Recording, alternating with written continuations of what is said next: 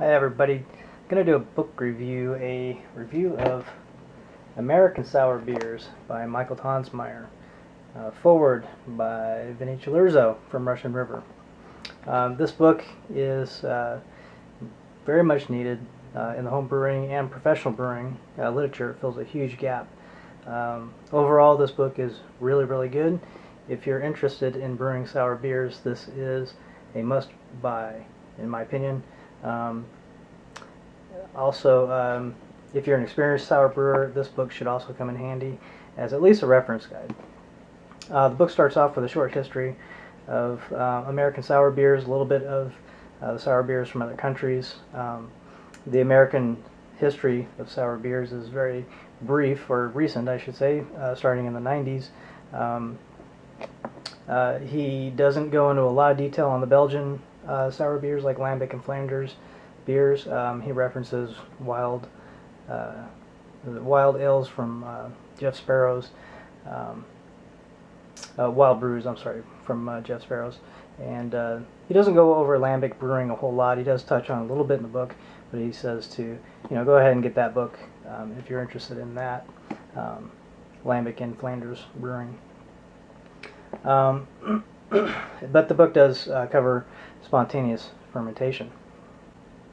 The book then kind of goes into like a short introduction into brewing your first sour beers, a few paragraphs there. I kind of wish he would have expanded that a little bit. He did a really good article, same author, did a really good article in Zymergy, the American Homebrewer Association magazine, in the June-July 2014 issue called Producing Wort for Mixed Fermentations. He gives a really good overall view of sour wort production with a flow chart, with some decision making, some real basic information. And that article was a little more, is a little bit longer of a summary of brewing your first beer. I'd like to see that included in this book. All of the information in that article is in this book, but it's kind of scattered around. The book goes then on to cover wort production. It assumes that you're already an all-grain brewer. He focuses on the subtle differences between brewing wort for clean beers versus sour beers, going over hops, grains, specialty malts, adjuncts, mashing techniques, water profiles, all that stuff. Very good information. He does not go over extract brewing, which I would like to see included in the book as well, because I know that extract beers can make excellent world-class sour beers. I know that from experience on my own. Then the book goes into talking about microorganisms, Brettanomyces, Lactobacillus, Pediococcus, some of the other microorganisms also, like the enterobacterias and stuff like that. It doesn't have a complete list of all of those, but they are on his blog, The Mad Fermentationist, so you can see a list of all the commercially available Brettanomyces, Lactobacillus, and Pediococcus, from white labs, white yeast, all the way down to specifically strains that are cultured from amateurs, basically, that are available if you contact them sometimes. So he keeps a running list of those commercially available strains and their descriptions.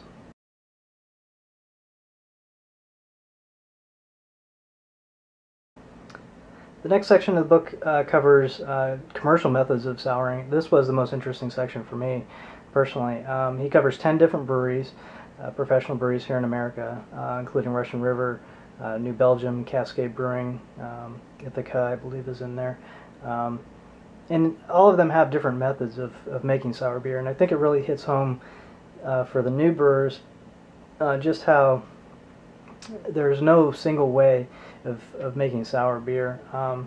There's a bunch of different ways, and everybody has kind of developed their own ways.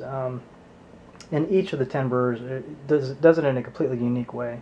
He kind of takes the approach that if you like a particular beer from a particular brewing company that's covered in the book, you can try to reproduce their process. That may or may not work out for the home brewer, because sometimes professional processes are different. They're on a larger scale, so they're sometimes harder to replicate in the home brew setting. The book also covers 100% Brett fermentations, covers general fermentation and aging, aging in wood, both in barrels and just adding oak cubes or oak spirals. He talks about aging in carboys, plastic buckets, plastic carboys. He doesn't mention better bottles, but when he's talking about plastic fermenters, I know that he's actually talking about better bottles, because on Tonsmeire's blog he talks about using better bottles for the bulk of his sour brewing, and I do too as well. So the book also covers adding fruits and vegetables. It doesn't cover adding spices in the book, but that's on his blog. It got cut from the book, unfortunately, so you can look that up on his blog.